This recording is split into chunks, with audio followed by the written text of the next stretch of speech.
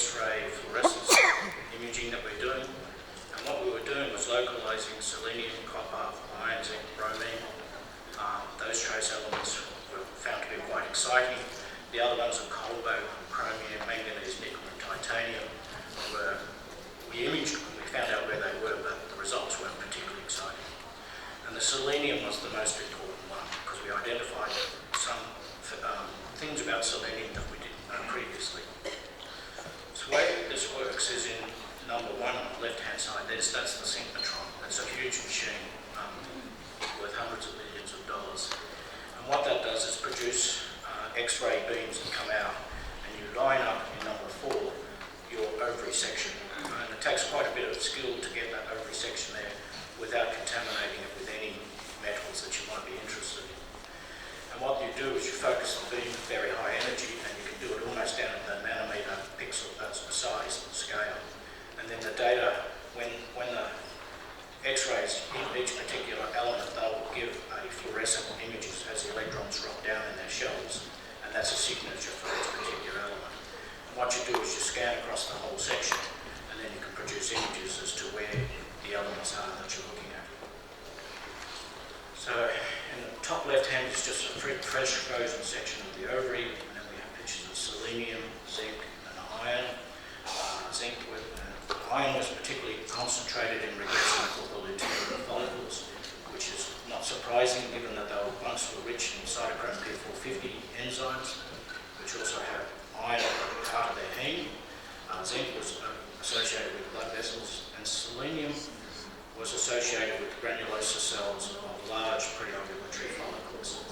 Okay, so it was low when the follicles were small, 5 millimeters in size, but when the follicles got to about 10 or 12 millimeters, then they were rich in selenium in their granulosa cells. And you can see that here in the bottom picture. This is a cross-section through a follicular wall. The follicle has been punctured so the wall has collapsed, but you can see in the blue colour that's selenium in a very high concentration in those granulosa cells.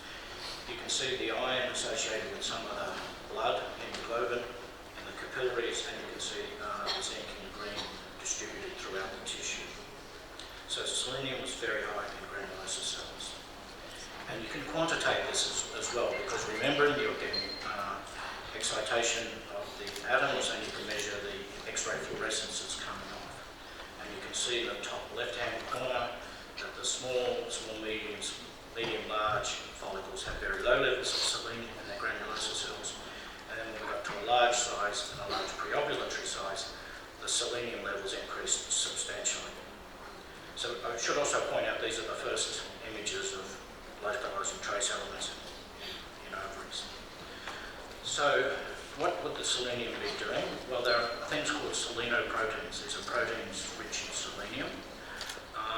And there's only, fortunately, about 30 selenoproteins in the genome.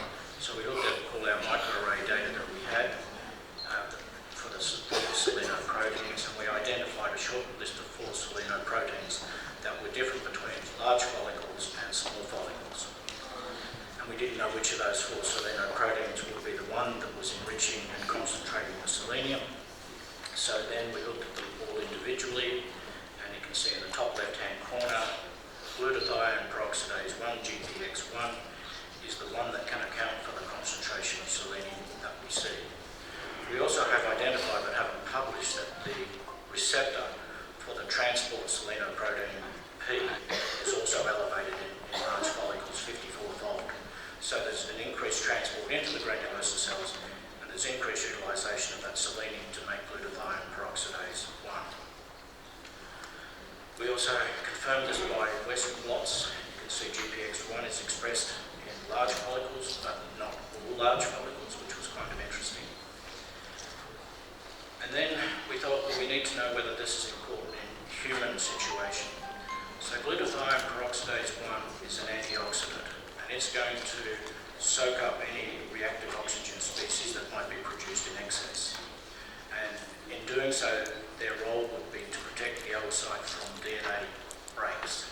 You remember we talked about, we heard from Professor Simpson earlier on about aneuploidy in the embryo, but really a lot of those breaks occur earlier back when the oocyte is back in the follicle. And when we oocytes in a human IVF program, the ones that successfully gave a pregnancy had a much higher level of GPX1 than the ones that were unsuccessful. So that means probably at that critical stage in late follicular development, that antioxidants are quite important for preserving the quality of the oocyte. I should also point out, in case of you that don't study steroidogenic enzymes, the enzymes that are cytochrome P450s that make estrogen and progesterone, and the side chain cleavage aromatase, the 17-alpha hydroxylase, the side chain cleavage and the aromatase are regulated in the late follicular phase to enable the granulosa cells to make estrogen. So they're actually making oxygen radicals in order to bring about steroid hormone metabolism. And some of those steroidogenic enzymes leak oxygen radicals, and that's been quantified, at least the side chain cleavage. So it's a high-risk strategy for the follicle in the late follicular phase. It's got to make hormones like estrogen, but in doing so, it's making oxygen radicals. And one could assume that if you've got the whole thing out of balance, you're potentially going to damage the DNA in oocytes in the late follicular phase. So that just summarised then the conclusion from this, that the selenium is therefore important for oocyte quality as an antioxidant, and that aneuploidy of embryos is due to DNA breaks in the oocyte, and the antioxidants protect against the oxygen species. So I also put down the bottom about selenium, because selenium is deficient in some soils, and particularly here in China, there's quite some areas that are deficient in selenium. And it's not a matter of just taking a supplement, because if you take too much selenium, then that also can be detrimental, because selenium can also produce its own oxygen radicals, because it's quite a reactive element. So that then brings me to the end of my talk, and I'd like to acknowledge the people that have helped me with this, particularly Richard Anderson in the study of the ovaries and PCOS, and Rob Norman as well, who's a frequent visitor to this part of the world.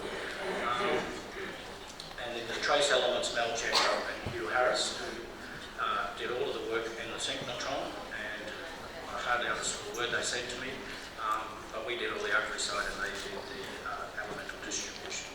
So again, thank you very much for inviting me here today and for listening to me. Thank you. Okay, thank you, Dr. Rollers. That's wonderful. They show a lot of basic research and physiology studies on the ovarian cell biology complex. So now let's welcome our last speaker in this session, Dr. Louise Hao. She is a gynecologist and a reproductive medicine physician with a biomedical science background, and she leads the endometriosis research group at the Robinson Institute, University of Adelaide. She published widely and has been awarded numerous grants and awards from the South Australian government.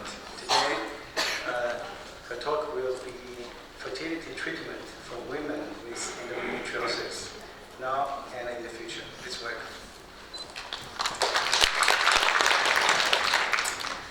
I'd like to thank Professor Trout and also the organising committee for inviting me to Beijing. It's the first time I've been here, and it's been a really wonderful experience so far. I've been asked to talk on a more clinical-based talk on fertility treatment for women with endometriosis, and I really wanted to give you this talk to explain what research we've based our current clinical decisions on, but also how much more we need to know about endometriosis to really give our patients the best care, some of the research directions that people are trying to find out more about endometriosis. So just to give you a bit of an overview, I really wanted to give you a summary of the current evidence for our practice at the moment and how hard it is sometimes to make our decisions. The other thing is what kind of issues in endometriosis do we need to target to improve fertility, and how can we improve fertility for endometriosis rather than pain or other issues. I want to talk a little bit about giving women a future fertility plan and maybe talking more about fertility rather than pain or time off school or time off work and how to look at that. And then I want to just talk about some of the very new research and some of the possible future directions in research that may help us improve outcomes for women. Firstly, I think there's some fairly good evidence that medical therapy doesn't really work for endometriosis. So there's been 25 randomised controlled trials looking at suppressing ovulation with either the pill, progestins, danazol or GnRH analogues, and none of them have shown a difference. So by suppressing periods and then hoping for an improvement in pregnancy rates, it just doesn't work. It delays fertility. Furthermore, they've looked at pentoxifylline, which is an antioxidant, and again, there really hasn't been a difference in pregnancy rates with that. So we don't have a medical armamentarium to try and improve fertility for women. What we've traditionally relied on is surgery, and I just want to go through some of the evidence for surgery and some of the risks and benefits of surgery when you're thinking of fertility rather than pain or other issues. We have based our view that surgery improves natural conception for women with endometriosis only on 2 randomised controlled trials. And as you can see, one of them showed a clear benefit, and that was a Canadian trial, but the other was an Italian trial, and there was actually a trend to less of a benefit from surgery. But when you looked overall, you could actually show that there was about an 8% increase in pregnancies when you gave people surgery, but for every 12 surgeries there may be an extra pregnancy. So there does seem to be a benefit, but it is a relatively small benefit, and we do have to bear that in mind. What we do know is that when you actually look at people who've had primary surgeries, that's clearly much better than when they've had a second surgery. So it's from a fertility perspective, doing repetitive surgeries for endometriosis isn't a very good idea. It's not going to help fertility. And most people around the world and the congresses now suggest that you do one surgery in a very high excellence centre and do it very well and then no more. Another issue is, should we remove endometriomas? And there's never been a randomised controlled trial. So we really don't know if it improves fertility outcomes. There's quite a large variability in pregnancy rates between the studies, and we really need to know a lot more to know if we're actually improving outcomes. The one thing we do know, however, is that we actually reduce ovarian reserve. And as you can see from these graphs, the ovarian reserve, the AMH levels before operation and then in 3 months post-recovery significantly reduce when you do a unilateral ovarian cystectomy, so when you remove a cyst and an endometriosis cyst from one ovary. And we know that there's a definite post-operative decline in AMH levels. When you actually operate on both ovaries, this is even more significant. So when you operate on one ovary, the AMH declines, but when you operate on both, it's got a significant decline. And we find that women who've had both ovaries operated, they have a lower age of menopause, which is indicative of their lower ovarian reserve. But also there's actually a 3% chance for women under 40 that they will go into immediate premature ovarian failure. And that's quite a risk. So when you are doing operations on both ovaries, you do have to bear in mind that some women will go into ovarian failure, although it's quite low. This does impact on outcomes in IVF, although not pregnancy outcomes, because you really only need the one good embryo to create a pregnancy. But if you look at ovaries that have been operated on or not operated on, you can see that the operated ovary has less dominant follicles. You get less oocytes from it, less embryos, and less high-quality embryos. But you will get pregnant if you do have that high-quality embryo. So does IVF improve outcomes? And this is compared to ovulation induction and IVF, and you can see the difference in rates. And this is mainly because of the multiple eggs you can get with IVF. But IVF does improve outcomes for women with endometriosis. Furthermore, the outcomes are still higher even if they've started off having ovulation induction and then moved to IVF. So they don't quite catch up. The other thing is that the stage of endometriosis is really important. So if you have a very late stage endometriosis, doing ovulation induction or IUI doesn't really give you a great outcome compared to IVF. Whereas with less stage endometriosis, you do get some improvement till about 3 or 4 cycles, but then IVF is going to give you better outcomes.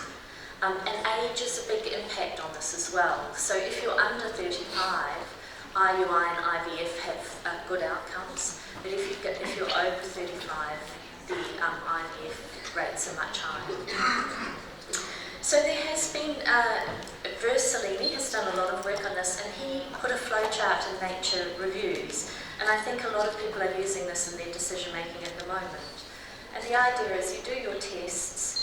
If you can't see endometriosis, or if it's a very low stage and all the other tests are normal, then you would consider either IUI or then going to IVF, and particularly if you're young.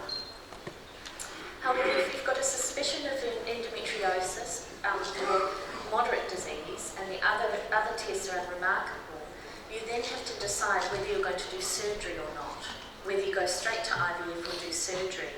And at the moment, this is a very uncertain decision, and I think that's where you actually have to talk to your patients and take a lot of considerations, which I'll talk about in a moment, but you can actually do either. Obviously, if you have a very advanced endometriosis, then most people would look at going to IVF. So what about doing surgery before IVF? And I think the issue is we don't really know. There's not a lot of evidence to make a strong recommendation, and you really do have to consider age, how long they've been trying to conceive on their own, the level of pelvic pain, what stage of endometriosis they have, and how risky it is that you're going to drop their ovarian reserve and then make IVF even more difficult. There are also some risks of not operating. So if you do IVF and you have an endometrioma present, you might get a lot of pelvic pain as you stimulate the ovaries, but you also could get a pelvic abscess if you introduce infection. Endometriomas can spontaneously rupture, and that can cause significant pain and problems. And there's a concern that if you leave endometriosis a very long time, and this is a very rare complication, but at the back of our minds we always have to think that there is an association with ovarian cancer, but it's very low. There are some benefits of doing IVF before surgery, and we do know that when we treat women with endometriosis in IVF, we actually need really high doses of FSH, and we get lower eggs and lower embryo numbers. However, if we do get that great embryo, the pregnancy rates and the live birth outcomes are very similar to other forms of infertility. So it's a good treatment, but you do need to manage the cycles very well. The other advantage of doing IVF is that you remove the eggs from the environment in the peritoneum, which is a very inflammatory environment. It's full of cytokines and oxidative stress, and that may help the embryos in the lab. Another issue is if you do surgery, there's going to be a delay often to actually get the surgery. You often have to go on a waiting list, and then you may well have a recovery time of 6 weeks to 3 months. And if you've got someone who's an older person who's in their late 30s, that may well make it even harder to do IVF. And finally, if you do manage to put an embryo back and then freeze embryos, you've actually got embryos in storage. So if they want a second child, or if they're not successful, they have a way of preserving their fertility. Another consideration is how to do the stimulation when you're using when you're working with someone in endometriosis. And there has been some quite good evidence that you get higher live birth and clinical pregnancy rates when you use a GnRH agonist for 3 to 6 months before an IVF cycle. And sometimes it's worth, particularly after surgery, putting someone on a GnRH agonist during the recovery phase and then going straight into an IVF cycle. long down reg or antagonist cycles, the Cochrane suggests there's not a lot of difference in outcomes, although I do think sometimes a long down reg can be helpful. The other thing to bear in mind is there's actually a lot of drug discovery going on with the GnRH agonists and antagonists, and certainly at the moment there's a very large multi-country trial with AbbVie looking at an oral GnRH antagonist, and it may be much more simple ways of giving people long down regs in the future with these new medications that are being developed. So how can we improve fertility outcomes rather than focusing on pain? What can we do, and what processes do we try and improve? And as you can see, there are some pituitary alterations, certainly ovulation, the ovary, implantation, the embryo development and fertilisation that are all affected by endometriosis. So if we really wanted to help someone, what things do we need to be improving to try and improve pregnancy outcomes? And essentially, I do think that the main focus of our future research for fertility is going to be on egg quality and egg development. And this is because of quite a lot of donor studies. And Houseman in 2013 reviewed 4 cohort trials. And what they found was when your egg donor had endometriosis, it didn't matter if your recipient had endometriosis or not, the pregnancy rates were quite low. And that was compared to when your egg donor didn't have endometriosis, and you got much higher pregnancy rates, but it still didn't matter if your recipient had endometriosis or not. So it was the egg quality rather than the uterus that made a difference, certainly in the context of a stimulated cycle. There's a lot of work on progesterone resistance, and that may well be true in natural cycles, but in stimulated cycles where we give progesterone, it does appear that the lining of the womb is less of an issue than the eggs. And there was actually a randomised controlled trial carried out through EVI, which showed that they actually randomised eggs from the same person and gave half to someone with endo and half to someone without endometriosis, and the pregnancy rates were exactly the same. So it does appear to be mainly the eggs. Why is it so tricky with eggs? And the first thing is that we know women with endometriosis have a low ovarian reserve. So they have higher day 3 FSH levels, they've got lower AMH levels, they've got reduced numbers of eggs in the cortex when we actually biopsy them, they've got a diminished response to FSH and we have to use much higher doses. And they also have a risk of early menopause. So we know that the numbers are low. We also know the quality is affected by the peritoneal environment. And there's been a lot of studies examining the genetics of the cytokine environment in the peritoneum. And it's a very inflammatory environment. There's a lot of inflammatory white cells, there's a lot of cytokines, and things that will damage eggs. When you look at oxidative stress in eggs, there's actually a wide variability, and particularly in endometriosis. And as you can see here, this particular patient here had some eggs that had a very low oxidative stress, but some that had very high oxidative stress. And if we manage to get these eggs, you do achieve the pregnancies, but there's going to be a lot of eggs there for women with endo that may be damaged, and it's finding the ones that haven't been. We do know that the antioxidant potential in the peritoneal fluid is lower, and there's a massive upregulation of antioxidant enzymes to try and reduce that inflammatory environment. We also know that it affects eggs, and when you actually culture eggs in peritoneal fluid from people without endometriosis, the eggs look quite good, but when you put endometriosis fluid on them, you can see that these spindles and chromosomes all get quite damaged, and you can imagine that this egg is not going to really result in a live birth or a pregnancy, and that's what we have to try and overcome. So if you met a young girl in a clinic and you feel she's got the symptoms of endometriosis, what can we do for her in this day and age, or what can we try and do for her to try and help her preserve her fertility? And there are several things that people are working on at the moment. So first of all, we can look at education, and there are several education programs, and certainly a very large one in New Zealand, trying to help women. We can assess ovarian reserve. We're not sure if period suppression will affect fertility, but it certainly will affect pain. Improvements in surgical methods, looking at tissue freezing and also egg freezing. And I'm just going to talk briefly about some of these things and some of the directions in research at the moment to try and help women for the future.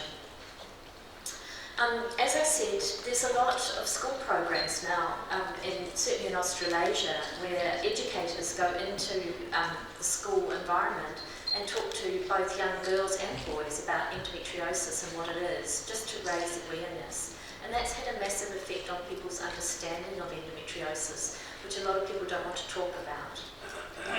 The other thing, as you all know, we now have tests of ovarian reserve, and girls with endometriosis are probably a group that as they come into their reproductive years, it is worth thinking about whether we need to check their ovarian reserve and just give them a heads up that if their reserve is low, they may need to either think about having their children earlier or consider things like egg freezing or even IVF earlier than they might have if their ovarian reserve was high. We really don't know much about whether suppressing periods as a child, and that's one of our main medical methods of treating the pain of endometriosis, is to put someone on the continuous pill or the Mirena coil or something, or the Depo-Provera, to try and suppress periods. But we don't know how it impacts on fertility, and we need more research in that area. We do know that it reduces pain and it reduces recurrence of endometrioma, so it may improve the environment in the pelvis. We do, however, know if someone is trying to conceive, we will only delay conception, and so it's not a treatment for fertility. And we really need more research in this. The other thing that may happen for women with endometriosis is, at the moment, the only way we can be truly sure of the diagnosis is to do surgery.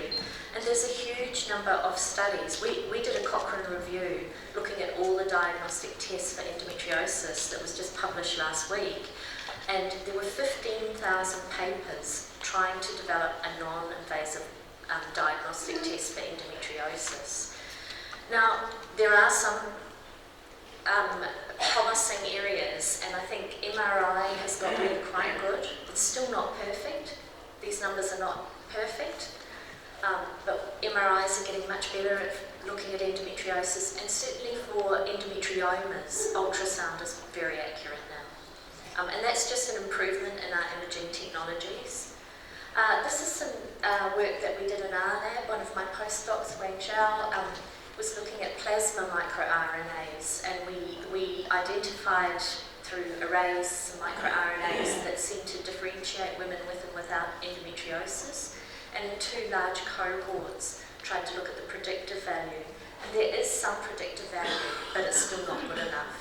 And there's a lot of groups at the moment trying to develop diagnostics either in blood or imaging in urine or in endometrial tissue. And I think that in the future we'll have a much better idea without the surgery whether someone has endometriosis. I think we're going to be much more careful who we do surgery on. I think we're going to not just repetitively do surgery for women. I think we're going to not do it for small endometriomas, but I think when the endometriomas get more than 4 centimetres and they cause a lot of pain, we're still going to have to do the surgery.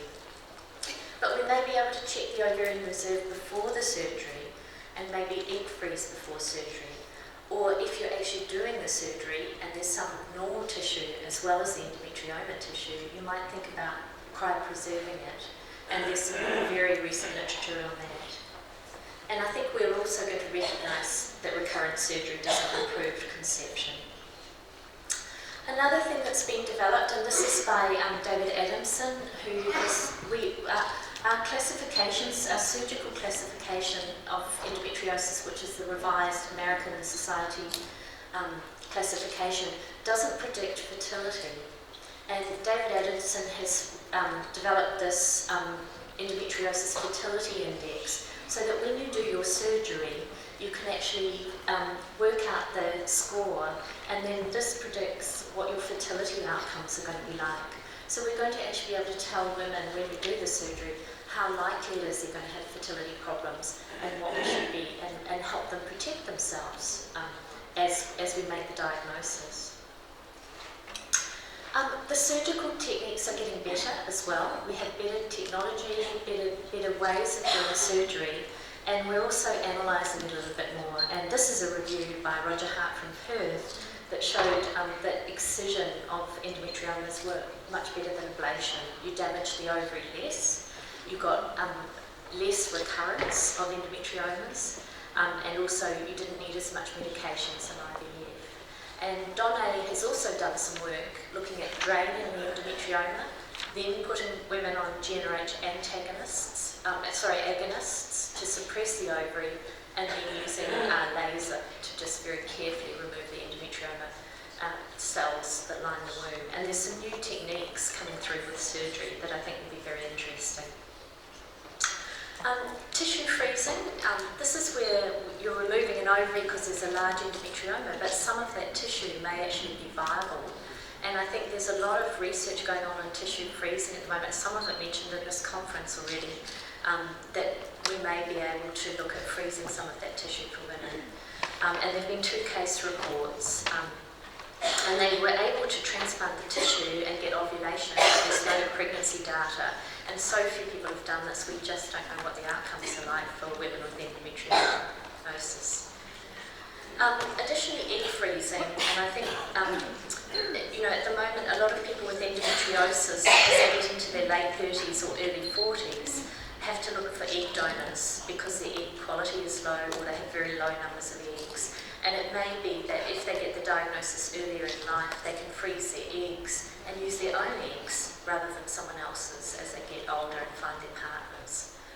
There's been a case report only in 2009, and in 2015 there was a report of 38 women who had endometriosis and the outcomes of egg freezing, but we really don't know how those eggs do and how those patients do with egg freezing. And again, this is another area of research that we really have to find out to be able to advise our patients what to do. The last thing is that I do think we will try and get better improvements in our lab handling of endometriosis patients.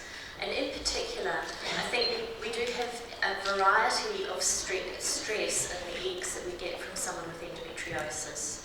So one of the things that we could think of doing is maybe culturing them separately. And then if an egg is very stressed, it won't influence one that's not. It won't release cytokines that will actually influence another egg. And so that the good eggs don't get influenced. So you could we look at trying to culture them separately, but there's no data on it. Additionally, there may be media supplements, and a lot of people are looking at supplements that reduce oxidative stress, and that may be particularly important for women with endometriosis. And the other is growth factors like GM-CSF, and we're currently doing a trial on GM-CSF in the normal population because we believe that there's less apoptosis in the embryos, and if you have a stressed embryo from someone with endometriosis, that may make quite a difference to them. So in conclusion, I do think we need a lot more information to optimise management and endometriosis fertility care, and we've very much focused on pain and really forgotten that we need to help these women with their fertility later in life. I do think we need to look at developing endometriosis-specific protocols, and we definitely need to look at more research into the fertility care because there's not a lot out there, and very small trials that we're basing our decision-making on. So.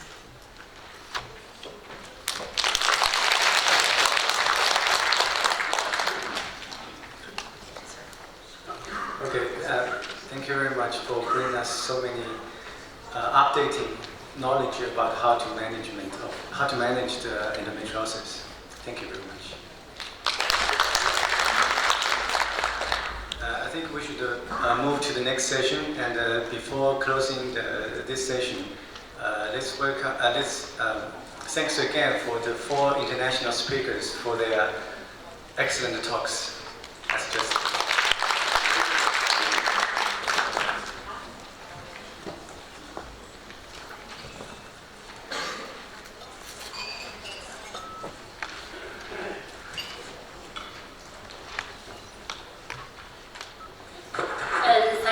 Professor Chen and Professor Li.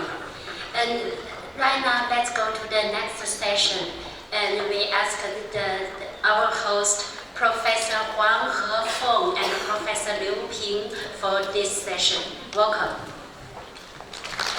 Professor Huang Hefeng, Chief Physician and Chan Professor of Shanghai Jiaotong University and Zhejiang University, the Director of International Peace Maternal and Child Health Hospital affiliated to Shanghai Jiaotong University, a reproductive medical center. She also directs a key laboratory of reproductive genetics of Ministry of Education in China. Professor Liu Ping, MD, Chief Physician, Vice Director of Reproductive Medical Center of Peking University. Third hospital. She cooperated with her supervisor Zhang Yizhong and took the lead in conducting ART in China as one of the main researchers of the first case of IVF, gift, frozen embryo transfer, and oocyte donation in our mainland China. She obtained numerous national, provincial, and health ministry scientific and technology progress awards. Let's welcome. Next speaker is Professor Cha Jie. He is President and Chief Physician of Peking University Third Hospital, the Chair of Department of OBGYN at Peking University, Director and Professor of Center for Reproductive Medicine. As the first and the corresponding author, he have published SCI article more than 130 in well-known international magazines, such as Nature, Lancet, and Cell. Welcome.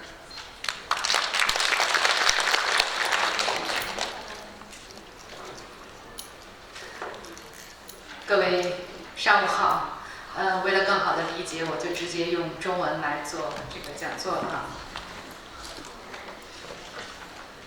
那今天呢，作为会讨论，我的题目是生育力的保护和保存。总体上呢，我国和世界其实是同样的一个趋势，总体上生育力呢是一个下降的趋势。那国际卫生组织的报告呢，不管是说15%、20%，还是我们国家目前得到的我们上海和山西两个比较好的发病率的研究，大概呢不孕的这个1年不孕率是在9.3%到13.5%，这两个发病率不是截面患病率的研究。所以这样算下来呢，不管用哪一个，它总体上我们国家会有1000万对不孕的夫妇，那对社会的影响可见。而总体上呢，从其他的领域来说，比如说癌症患者的治疗，那明显的呢呈现一个发病的年轻化，而生育年龄呢又是一个后延，所以这样显著的这个治疗效果的增加，同时我们目前所得到的一个数据，人一生中患恶性肿瘤的几率大概到22%这样高的一个举例，使得生育力的保护保存也成为重要的课题。那体外受精胚胎移植技术呢，到现在30几年，接近快40年的一个成功，那确实给生育力的保护保存呢提供了更多的机会。我们自己呢，中国大陆的第一历史管婴儿呢，也是在4天之后将过他的28岁的生日。那在中国整体上，辅助生殖技术的发展不断的在增加。那这一次呢，包括我们国家13五计划当中，包括卫生计生委在整体工作的布置当中，都把人口的老龄化、生育率的下降，那么2孩政策的放开、出生缺陷的控制，作为非常重要的议题，在13五中呢将实施。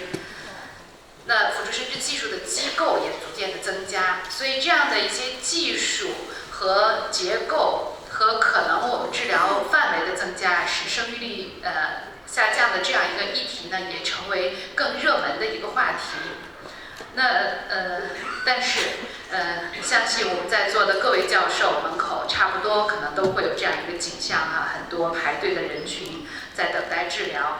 那从我们中心自己的数字来看，2015年门诊量58万人次而这些呢很多是反复治疗失败的，那么卵巢功能低下的，那么这样一些生育力低下的患者呢，其实需要我们更多的去考虑策略。那大家都很努力的再去扩大我们的治疗量，提高我们的成功率。那即使是这样很努力的去做，无论是新鲜周期、解冻周期，那总体美国 CDC 最近报的活产率和我们卫生计生委所得到的我们国家在2012-13年的数据，那么活产率呢还是在30%左右。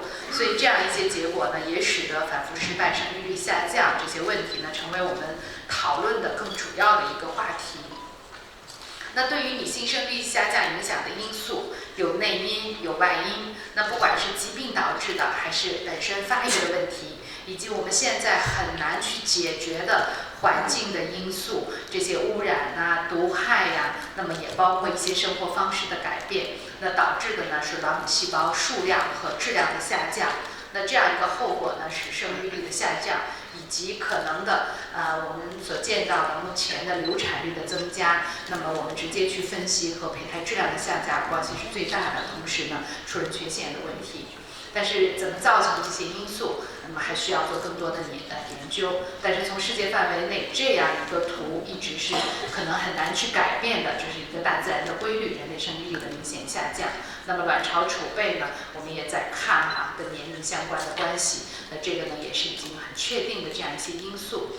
那从癌症妇女所占的比例上，我们来分析，那么生育率保护保存所覆盖的人群也看到40岁以下癌症患病的率在02年报8%，而现在呢更是增加了。那么2012年的这样一个报告呢，15岁到39岁的年轻的人5年的癌症的生存率能到80%，那使得他们未来在生育期，那他们的这个生活质量就会成为更主要的一个问题。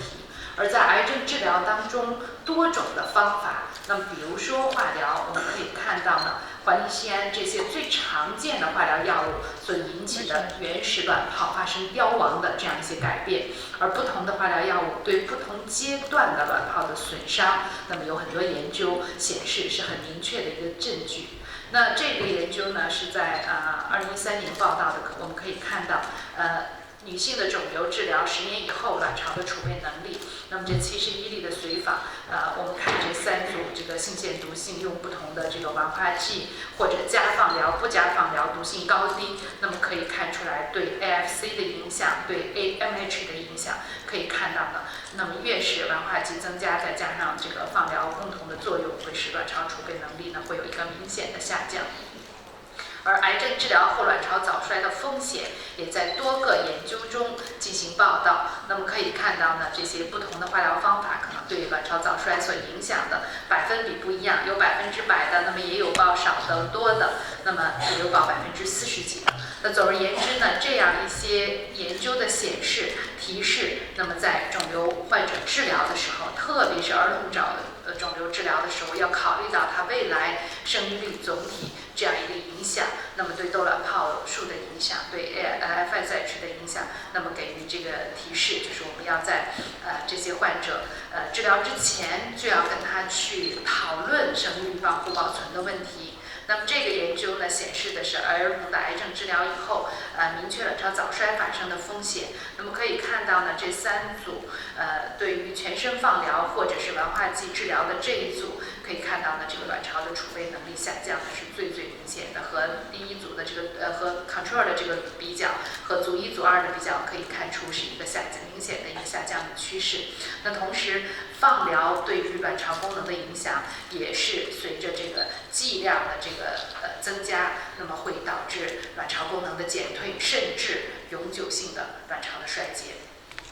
所以粗粗的说，对于一个年轻的患者的生育力的保护保存就非常有意义。那么30岁诊断的时候，如果放化疗的损伤，那么可能会让他的这个水平下降到这个10年，而再经过5年左右的化疗才能 survival 之后才能要孩子的话，他可能自然妊娠率就没有了。那么这样一些结果就使得在最初就要设计这个对策，那么去冷冻胚胎卵或者卵巢。那么冻存之后呢，如果他自己可以生育，那当然是我们最希望的结果了，那他就可以捐献给别人或者作为科学研究用。那么如果他自己的卵巢功能确实不能够孕育胎儿了，那他就可以自己去使用，所以这个还是非常好的。那么总体上呢，不仅关心他们当时所面临的这个疾病的治疗，那么更重要的呢，应该考虑一生总体的这个生活的质量。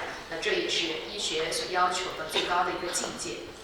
那在女性生育率保存方案的选择方面，那相对的还是比较多的。那包括卵巢外置的盆腔放疗，那这个是在其他各个科的医生在考虑治疗的时候，首先要考虑到可能卵巢会受到的放疗化疗的影响，就去想到这个因素。那可以取不成熟的卵，那么在不刺激的情况下，也可以刺激之后取成熟的卵，也可以进行卵巢冷冻。那目前这些技术都是可以实施的，就是有没有这样一个理念。那在实施这些技术的时候，我们确实也要更多的去思考，就是我们对病人承诺去帮助他生育率保护和保存。那这些保护保存的方法，现在看起来逐渐的在增加成功率，在扩大应用。那么甚至呢，我们在做我们常规的辅助生殖治疗的时候，那也有一些专家的理念是进行包括全胚的冷冻。那么包括刚才路易斯在讲报告的时候，也会谈到子宫内膜异位症的患者，那么卵的冷冻、卵巢的冷冻对于他生育率的保护保存和对他未来可能整体的生活质量的影响。那么在进行这些技术的时候，我们要更多思考的，我们的技术到底能做什么？那么这些技术是不是确实是安全？那要做更多的研究。那么现在呢，随着各个领域的进步，那么包括这些基因组学、蛋白组学、代谢组学的发展，那么之前呢是在前细胞，那么价格也是比较贵。昨天、今天的报告中，专家都有谈到。而现在呢，随着这些技术的进展，那么对于单细胞、少量细胞的，不管基因组学、蛋白组学、代谢组学，那么都在逐渐的进步，而且呢，成本的下降，准确率的提高，使得这些对于我们的临床应用如何去提高诊断的准确率有了很多的帮助。同时，对于如何去讨论它的安全性，也有了更多的科学的依据。所以，不管对于卵母细胞和胚胎的基因这个转录、表观遗传，还是对于它们的信号啊、蛋白啊、酶学的变化以及能量的代谢等等，都会进入更深入的研究。那么，相信呢，也提供更好的循证医学的证据。那在胚胎冷冻方面，我们是最熟悉的，相对的也是最成熟的。那它相对的缺点在生育率保护保存方面，就是要求呢必须是有固定的这个伴侣的患者，也就是已婚者。同时呢，我们在实践中还会发现，那么在冷冻胚胎的时候，还是要考虑夫妻婚姻的稳定性。那么还是要和他们更多的探讨，他们愿意保存的是胚胎还是卵母细胞。那么这样一个限制呢，也是使得我们更多的去要讨论这样一个稳定的胚胎冷冻之后，还有其他的冷冻的方法。那胚胎冷冻呢，从84年那么开始，从慢速冷冻到慢速冷冻液的不断的改良，那到现在逐渐的，无论是在这个胚胎 Day 3的胚胎，还是在 Day 5、Day 6、Day 7的这个囊胚的玻璃化冻存方面，那么大家都做了很多的探索，那么期望更多的去得到优质胚胎。因为非优质胚胎在经过冷冻之后呢，那损伤就会更多一些，所以我们从这个各个研究当中可能都会显示类似的这样一个结果。那么越是胚胎级别低、碎片多的，那么相对的这个之后解冻之后的存活率、未来的妊娠率、那么着床率，那么都会有一个下降。所以对于什么样的这个胚胎保存是最有价值的，那么如何更好的保留这个胚胎，然后什么状态下的囊胚冷冻保存率最高，大家都在做各种各样的研究。那对于胚胎发育的潜能来说，我们自己做的这样一个总结呢，就会发现不管怎么样，这个囊胚冷冻的这个解冻率都是更好的。